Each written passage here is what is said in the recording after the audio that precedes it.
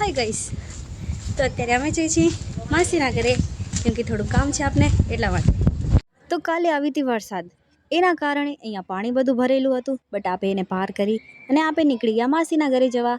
માસીના ઘરે આપે પહોંચી બી આવ્યા. માસી માસા અને બધાને મળી કામ પતાવી આપે આવી ગયા ઘરે.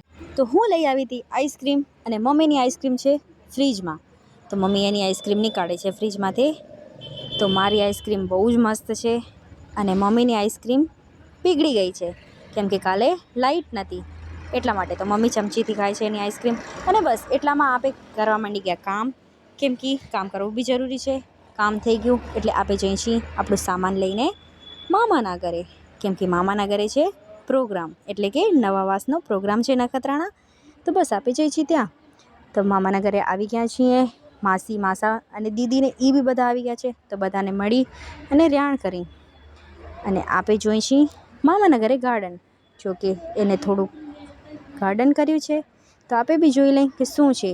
એટલામાં માસી બી આવી ગયા, કે માસી કે શું છે, તો એ બી જોવા માંડી ગયા. અને પછી માસા બધાને કાંઈક સમજાવે છે, તો હું બી સાંભળી લઉં કે એ શું કહેવા માંગે છે.